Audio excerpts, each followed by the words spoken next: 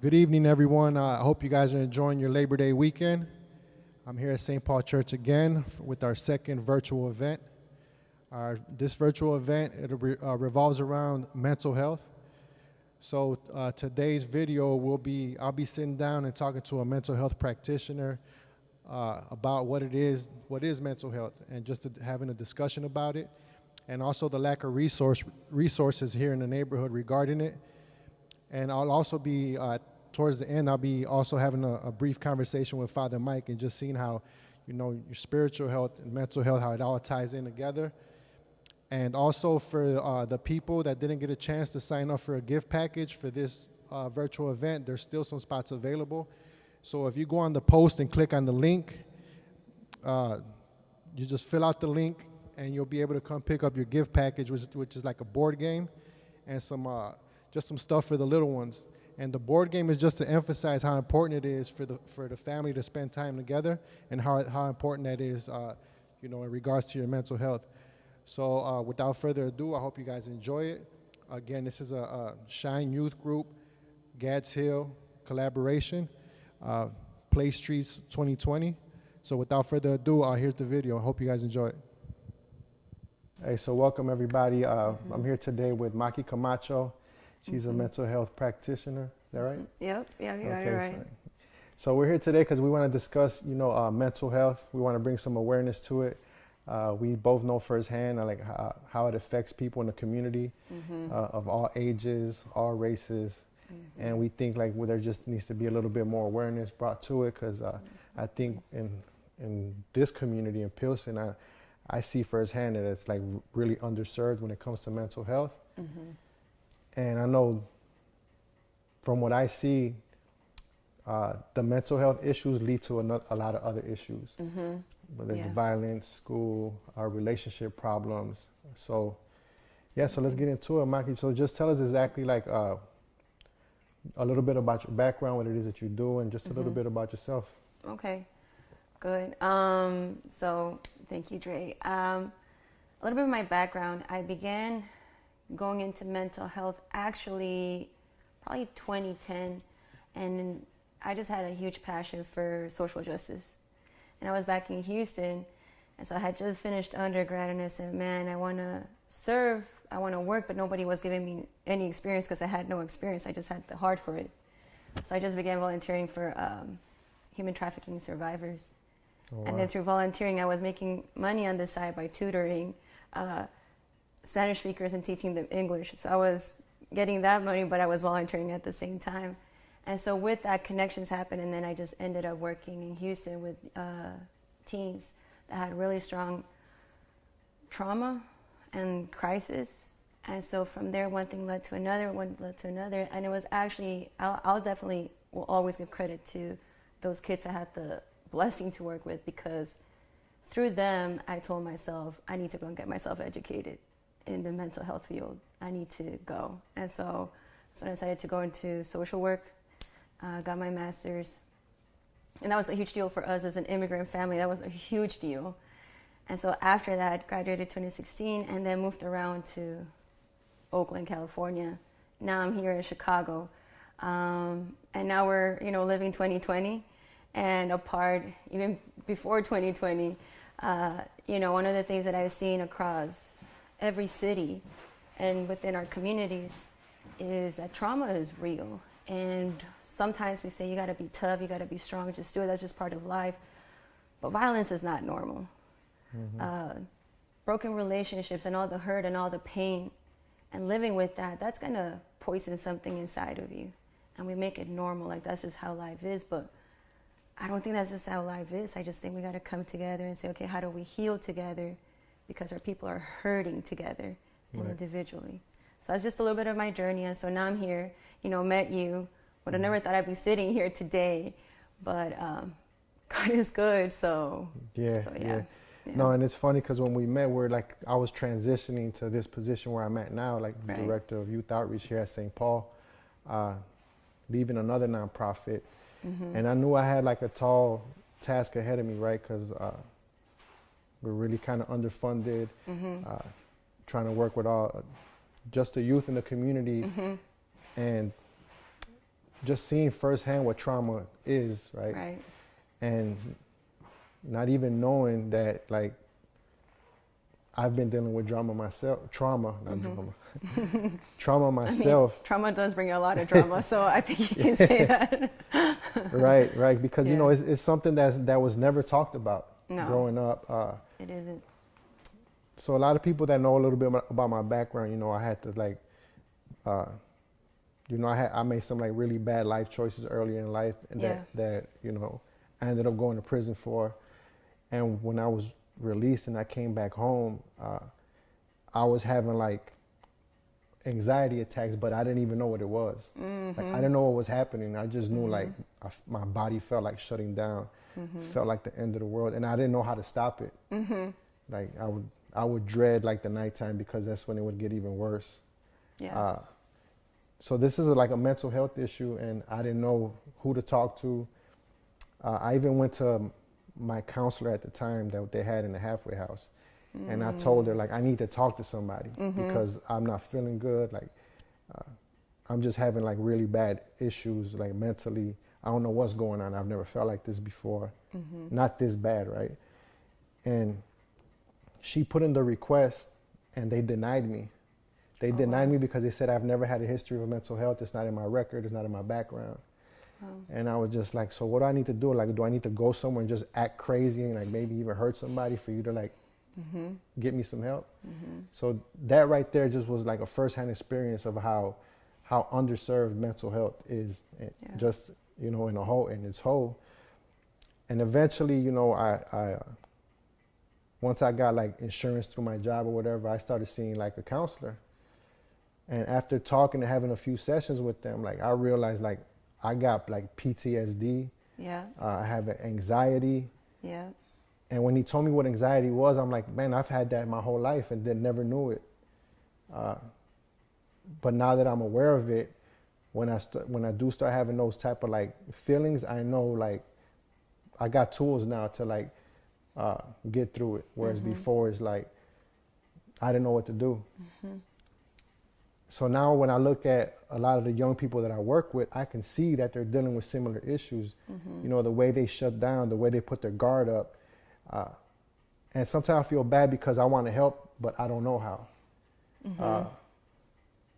So I just try to like just be there and just have conversations with them and just share some of like my experience and what I've been through. And I even share how like I go and talk to a counselor. Right. To help me deal with it, because like I said, that's something that never gets talked about.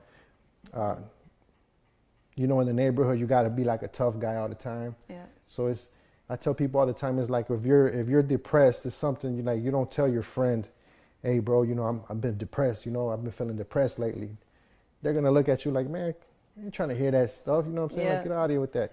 Yeah. So then you got to like play it off, you know, whatever, and then act like you're not depressed, but you still depressed, or you're still like going through anxiety, and it's just inside, and you don't know what to do.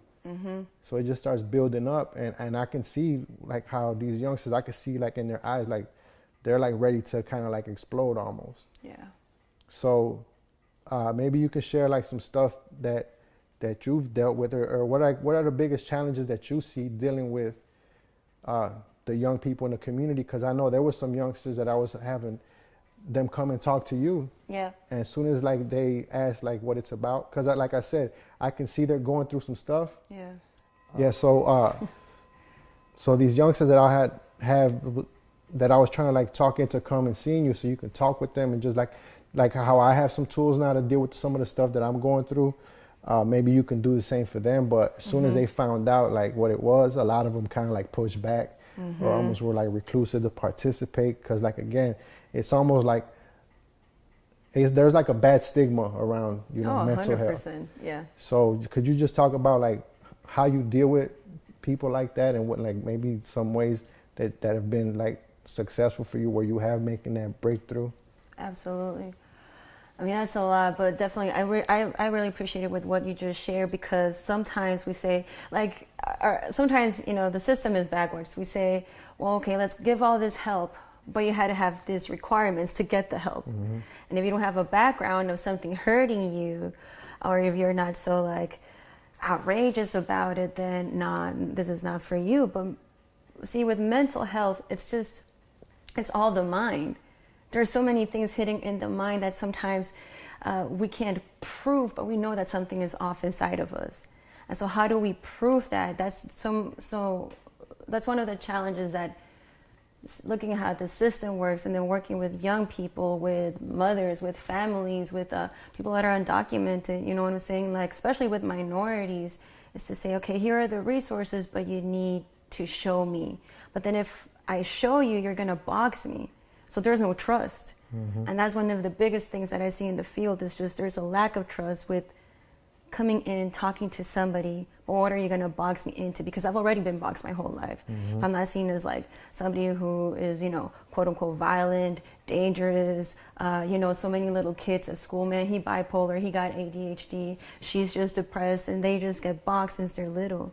And so I wonder what happens if we just give people a chance to just listen to them. And so I think that a challenge that I see is that there is no bridge between somebody's healing and somebody who's coming to guide you in that healing, because the system has really just broken trust completely.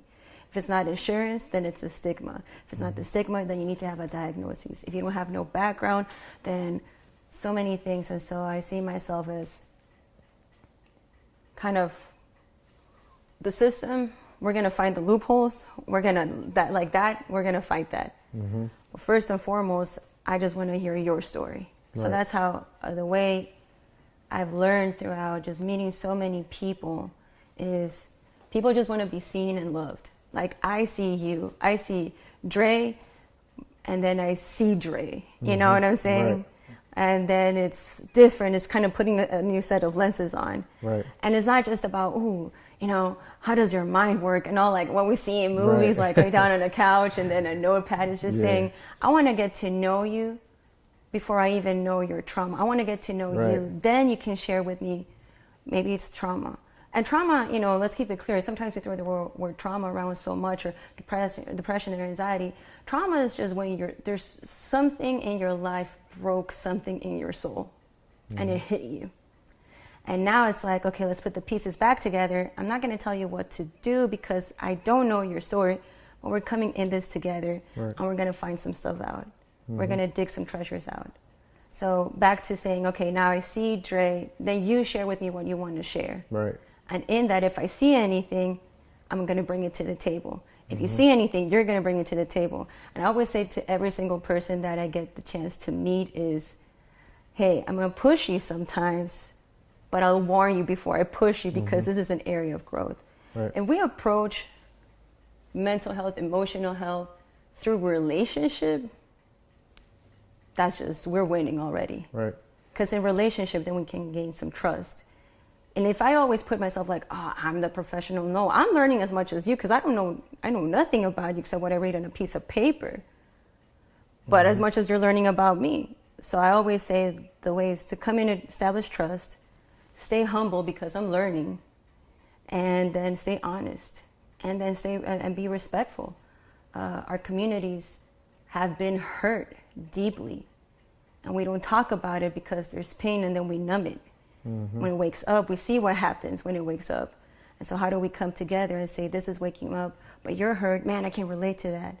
I know I've had my own trauma just since I was young and moving around so much, and then just personal experience, especially with a lot of loss. We had a lot of loss in my family, and dealing with that.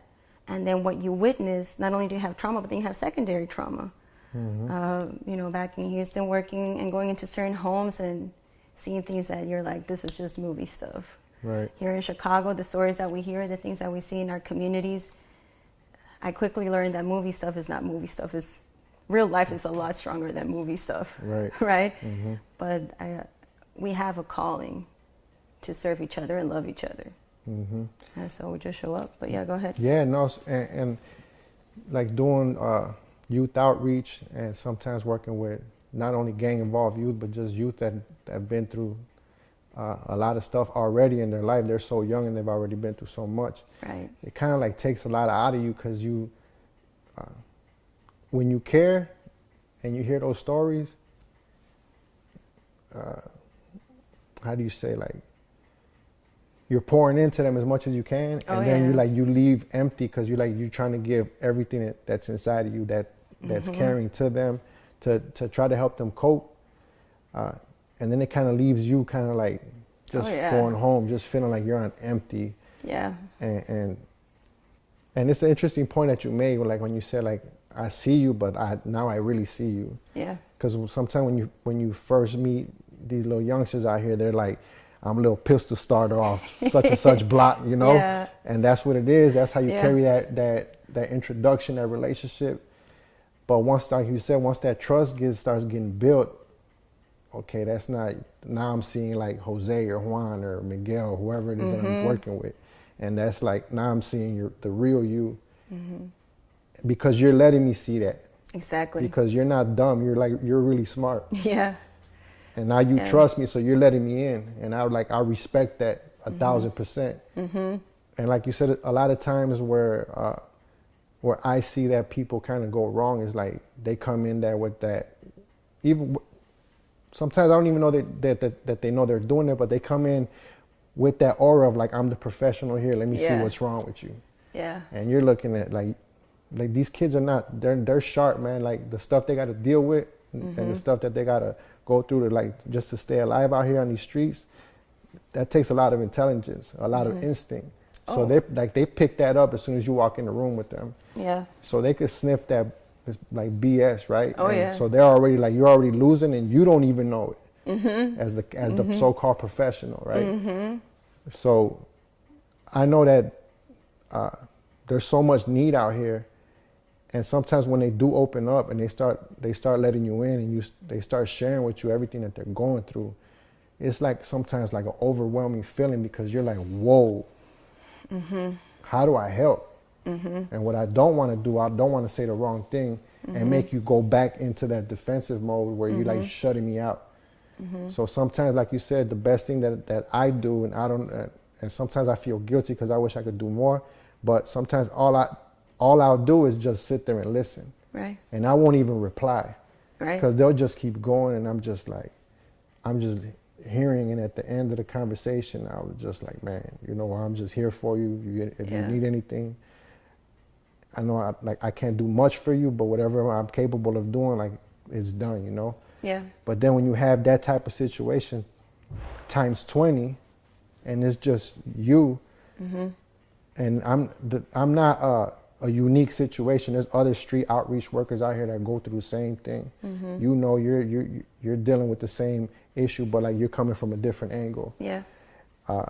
So you see it firsthand, and I think a lot of the times it doesn't seem like it's such a big or urgent issue. You know, when the city council's making their budgets for the city, and the school, like public schools, are making their budgets, and you know, they're spending like 100 times more on policing than on mental health. Not that all those things are important.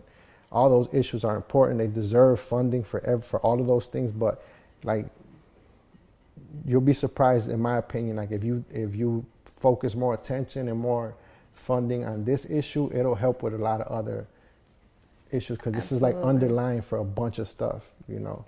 Absolutely. Two things that you said that really caught my attention is, the first one is the trust piece, and well, three things, and then the burnout. The burnout is real, like sometimes you're just running on fumes, and then the third part is the funding. So I think that the first part of just like the trust piece is the trust takes time. And one of the things that, you know, we live in a society where it's like go, fast paced. Tell me this, tell me that, tell me that. Well, do you even have the honor of listening to my story?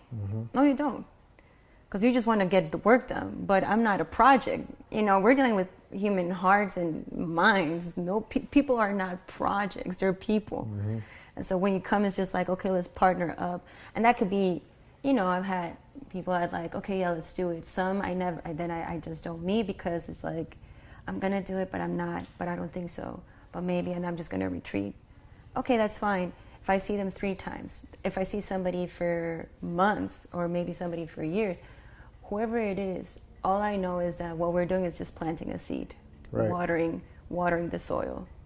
I don't know. We don't know when the growth is going to kick in, but at some point, whether I witness it or not, we know that we planted something. Go ahead. Yeah. So I got a really close friend of mine's in the room with us, Pedro, and we talk about that all the time. How we're planting the seeds. Yep. And that like we're playing our role right now, and it might be like exactly how you said. It might be 2-3 years from now, where they finally clicks for them. Yeah. And we might not even be around them anymore. But I think somebody has to plant that seed, and there needs to be like more of that. Yeah. It's just something that sticks out to me. Right down the street from the church is another nonprofit called Healthy Hood. Okay. And they're focused around like physical health, but they're starting a mental health program. Dope. And I've talked to somebody that was like, I think was gonna go and I haven't talked to her in a few months, but when I talked to her, she said she was gonna like go and volunteer. So the whole mental health piece was gonna be all volunteer work. Wow. And you talk about like social injustice. Like nobody's gonna get paid to do that work, but luckily that there's good people out there that have the skill to go and provide that service. But why ain't they getting paid? Right. And you're paying for all these other things that's out here. Come on, man! Like you got to make room in the budget, and I think a lot of it is like, especially like back to like growing up in the neighborhood. A lot of times if you ever like bring something up like that, mental health stuff, there's the attitude just toughen up. Yeah. And I know I've been guilty of it, even myself, just having discussions, even like with my wife. She's had trauma before that we've both discussed, And sometimes like before I knew all the backstory or whatever, I kind of had that attitude towards her, man, just toughen up a little bit. Not knowing like, man, she's still dealing with stuff, So, and I think that's kind of like one of the like our own obstacles. Like we need to change that stigma. We need to change the narrative around mental health. Well, because mental health is uncomfortable. So if I'm sitting across the room, or just a family member or a friend or somebody I love, period, right? And they're saying like, man, I'm sad, or I'm going through this, or I'm depressed. Sometimes it's like, well, no, toughen up. It's gonna be okay. Why? Because it's making me uncomfortable, because I can't do nothing for you. I don't know, I can't fix it. I can't protect you. I can't protect you from what happened. But me saying that is saying, I'm uncomfortable with your quote unquote weakness, right? But so let's be strong. And so what would it look like if we just say, man, we all carry weaknesses. We all carry thorns on our side. And instead of putting this armor on, but underneath the armor we have all these thorns, what does it look like if we start picking out the thorns and then we put the armor on? Then we're just healing inside to the outside. But we just rather say, everything's okay, toughen up, just go through it. And I say, yeah, there's some situations like we gotta be tough. But I just remember a long time, this pastor has said, tough skin, tender heart. Have tough skin, but keep your heart tender.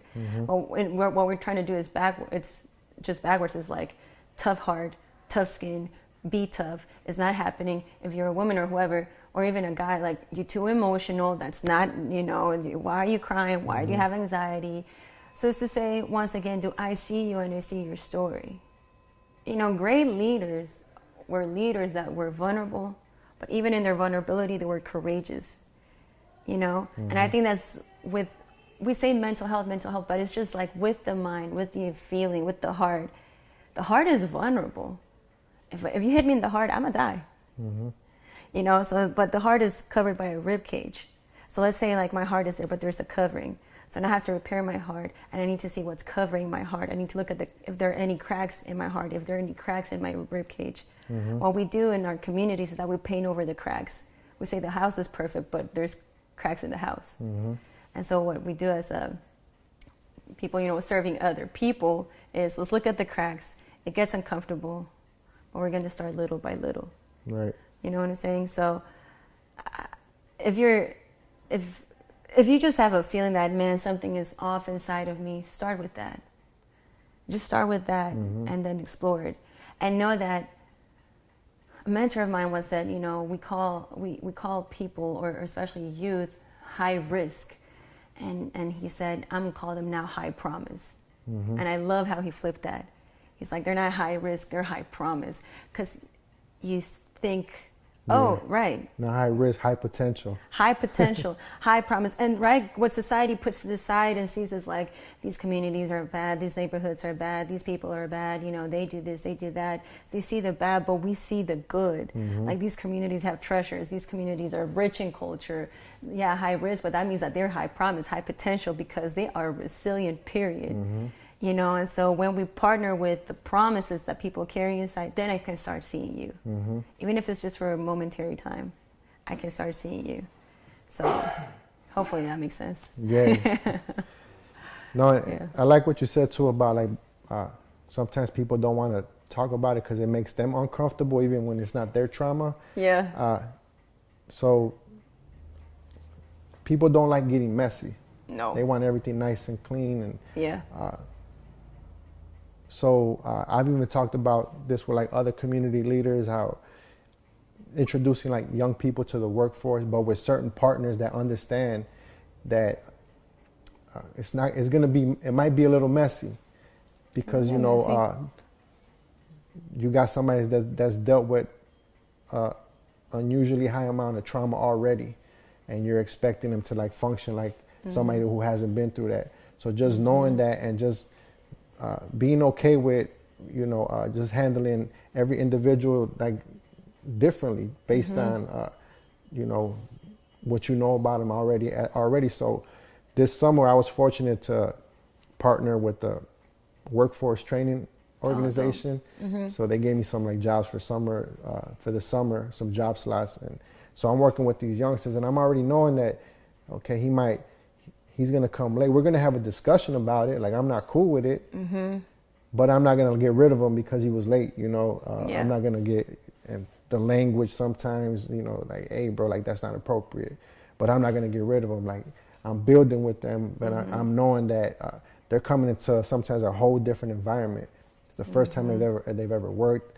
They're around, they're outside of their environment with people that are not familiar at all with what they've been through. So it's kind of like, almost like a mini culture clash inside like the workspace, right? Yeah. But I need them to get comfortable being around these type of people, and I need these type of people to get comfortable being around these kind of people, so they can get to see each other how we talked about. So besides like you tear down all those stereotypes, they're just like you. At the end of the day, you know, we all share similar traits. How you said, everybody's vulnerable. One thing I share with these guys out here, like, it's okay to be scared. Whoever tell you that they don't get scared, they're lying to you. Such and such down the block, he always keeps a gun on him, not because he's on the offense, he's on defense because he's scared. He's scared. Sometimes he really thinks somebody's gonna kill him, so he feels like that's keeping him safe. Right. So I'm not gonna judge him for that, right?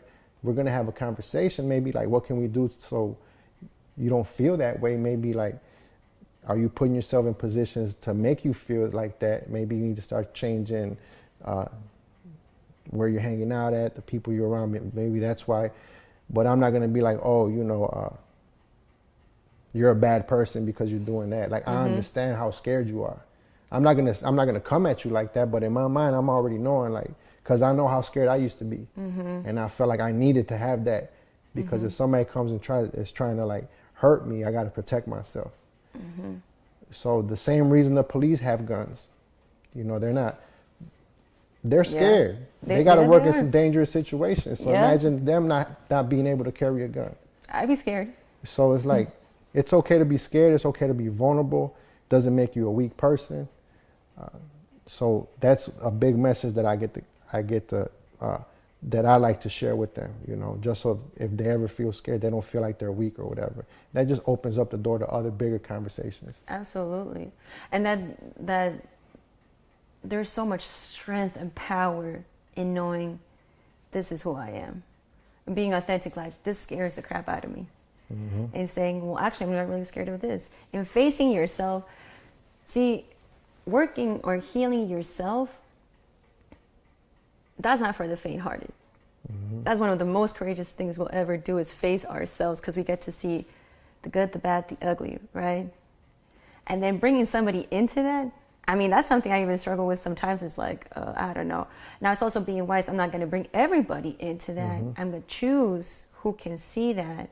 But at the same time, I need to see myself for who I really am. Because the same way I see you, if I'm like, yeah, Dre, I hear you, I see you, I have to be like, yeah, Maki, I need to see you. Okay. All right, so so we can end it on this, right? Maybe you can just give us a few tips of, give me a few tips as well as the people watching of like what we can do if we're dealing with somebody that we know just maybe went through a traumatic experience, so you kind of know, you can see something is bothering them, and just give us a few tips, maybe a few tools, like what can we do to help that situation out, and just kind of be there for them. Because like I said, a lot of times people do care, they want to help, but they don't even know where to start. Yeah, and that's an excellent question. So the first one, you spoke about listening, and so that's the first thing, is listening. Listen to people's stories. Listen to where they're coming from. Listen to their nonverbal cues as well. That's just coming to mind, listen to their tone of voice. Really listen to somebody. And if you don't know what to say, ask, how can I support you? What do you need from me right now? And when we ask, that means that I'm bringing you into this conversation. Like, I want to team up with you. And so speaking on that is, we listen, we ask. If somebody says, I don't know, that's the part of knowing my limit. There are certain things that I can't do for you, not because I don't want to, I just don't know what to do. So once again, we bring that team piece in it. And how we were talking about, like a boxer in the ring, you fighting, the best boxers out there, what do they have? Amazing teams. People wiping your sweat. People wiping like whatever bruise you got, ice in your face. They have a coach saying somebody punched you here, put up the arm and then punch them on this side. We need a team behind us, because that's what community does, right? So bring people on the team. And if people are on the team and then they're done, or you don't trust them, or they just don't fit in the team, it's okay to say, we don't need you here. You get kicked out of the team just because this is not yours, right? And so putting that difference. The other one, it's we were just speaking about this, stay loving, love on people. And we really say like, love, that's so soft, and we throw the word love around so much, but love is the most powerful thing we will ever experience. Because I'm not seeing just you for the mistakes, or you're not just seeing me for the mistakes. It's that even in our flaws, I still love you. I don't know you like that, but it doesn't mean that me showing up, that's love. I'm showing up. I'm listening. That's love. I'm bringing people in your team. That's love. I'm respecting you. That's love. So stay loving. Don't stay so jaded. And then the last one is hang on to faith above everything else. Hope against hope. And, the story of working with youth or serving youth, not just working, serving youth that they want to end their lives. That's one thing that has taught me that as long as you're breathing, there's hope. As long as you're breathing, there's hope. That means He's not done with you just yet. And so faith is such a huge piece of what we need here. So listen, ask, bring a team, stay loving, and have that faith inside of you. And all of that will truly, truly humble. It's just humbling. That means I'm staying teachable. If we have those 5, you can have a PhD and you can have no PhD, and it's still going to work. You know what I'm saying? Yeah. It's still going to work. So those are the basics that I would definitely recommend, and that I myself work on daily as well. Now, I know definitely like the faith part is something that when I'm feeling lost or I'm feeling afraid or nervous, that I definitely lean on my faith. And there was a situation once where I'm at the hospital with a young man that had just got shot in the chest, and he was telling me how scared he was. And I didn't know what to tell him. I didn't know what the right response was. So I just told him what I do when I feel real scared. I told him to, when I leave this room right now, you're going to be in this hospital room all by yourself. Talk to God. I don't know if you believe in that or not, but whether you believe or not, talk to him. He's listening. And again, I'm not like, I don't know if that was the best response. I just share like what I do whenever, you know, I'm feeling afraid or I'm feeling vulnerable. That's something that I lean on like heavily, you know. So that's, I'm glad you brought that part up, because, you know, a lot of people kind of like, you know, shy away from that. Just that whole topic just makes some people uncomfortable. But like, again, I'm not here trying to like convert nobody. I'm just sharing like my experiences, my belief.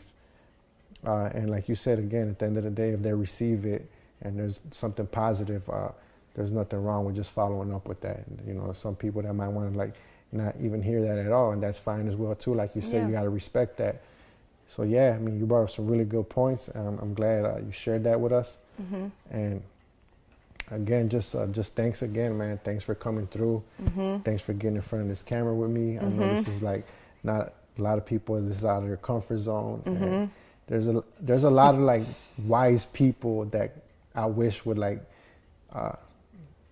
I can tell their story more. But again, it's they have to be willing, and a lot of times they're like, no, you know, I don't want to get in front of the camera. I don't want to do that. And I just always tell them like, well, if you're not sharing, you're letting somebody that doesn't have your credentials, because how you said, just because you don't got a PhD, like you have credentials, you have expertise, right?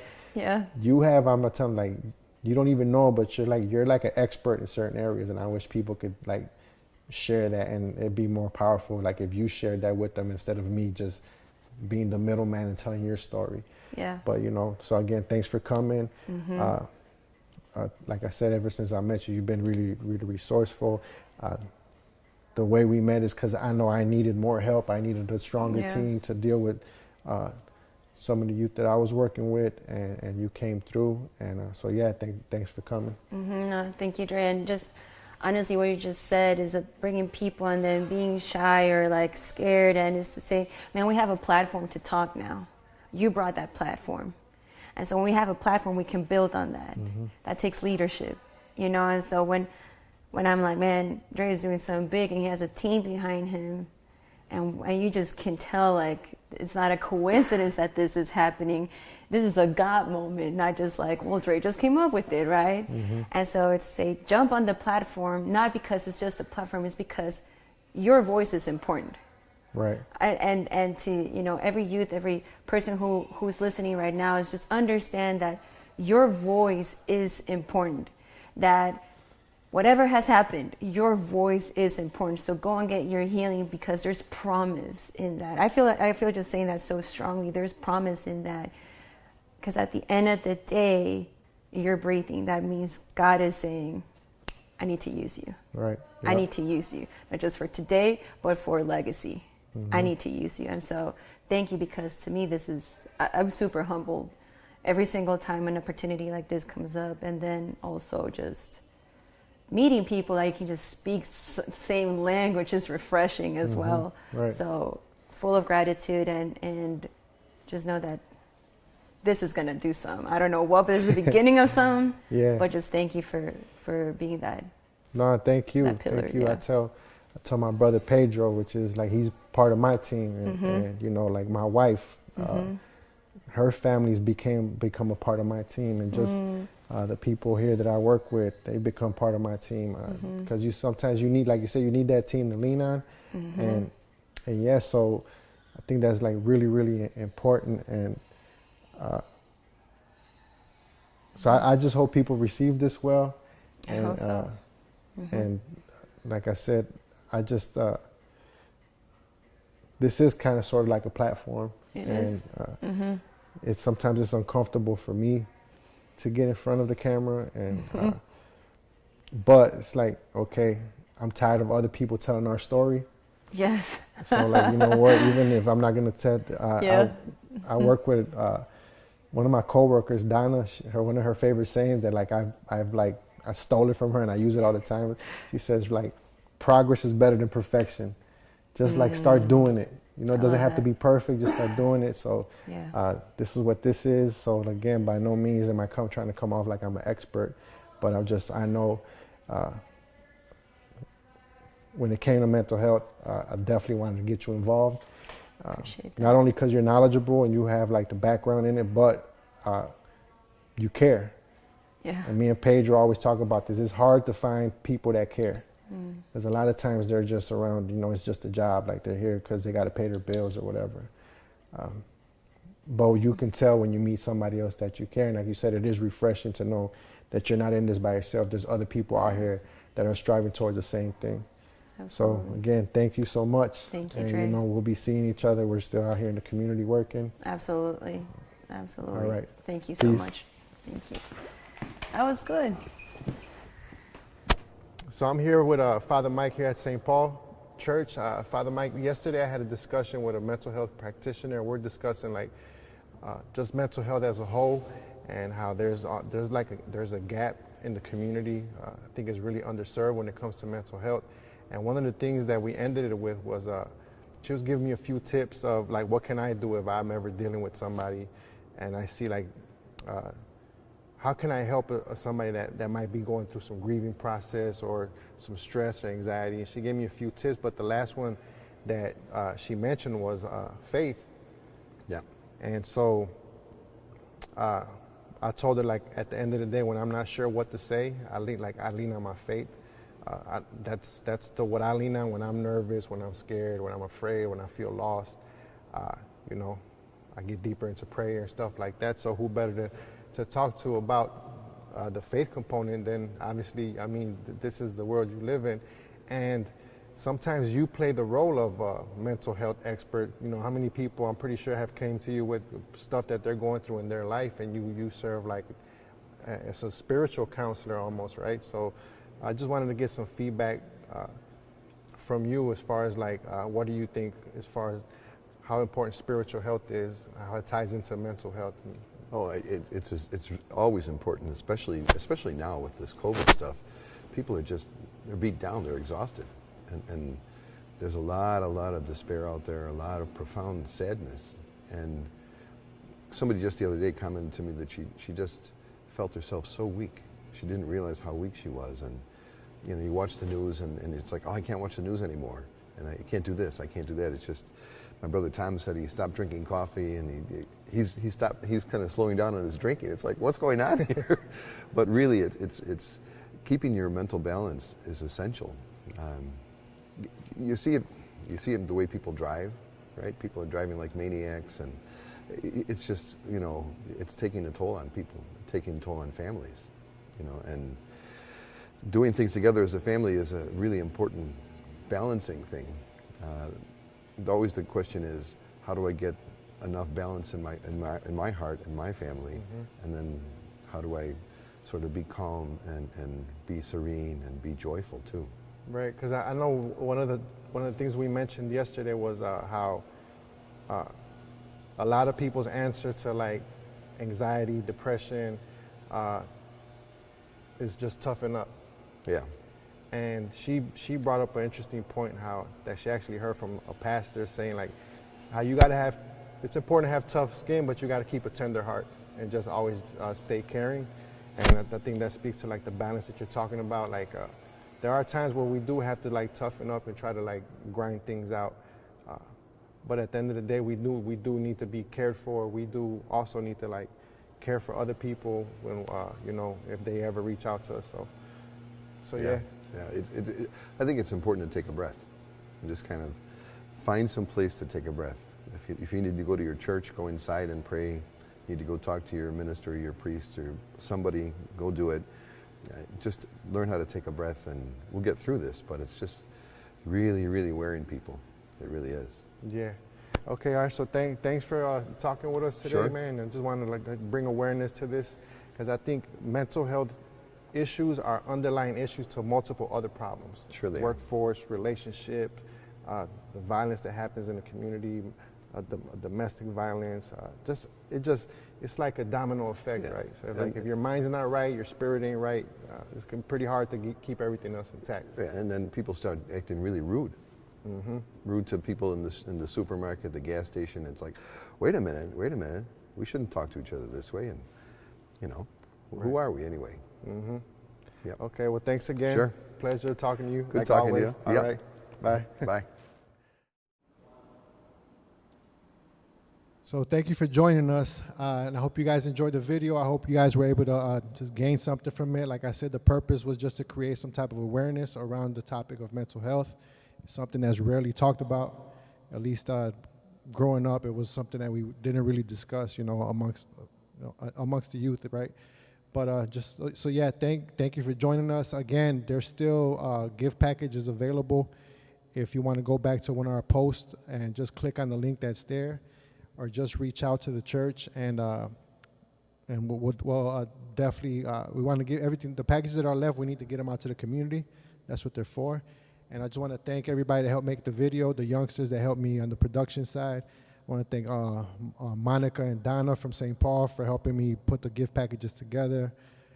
So just make sure you join us next week as well. Next week we'll be doing a sports theme video. Talk about physical fitness, teach you how to train. Like, these youngsters are going to show you how to train like a football player, basketball player, soccer player. Even I got a youngster that boxes, so he allowed us to come to the gym and watch him train. And just so you guys could get like a different workout routines, just to try to stay healthy and active. But again, thank you for joining us. Hope you guys enjoyed it. Again, thank you to Maki Camacho for letting me interview her, and big thanks to Father Mike. Father Mike's always like really busy, so I really appreciate that he made some time just to have a brief conversation with me. So join us next week. Thank you.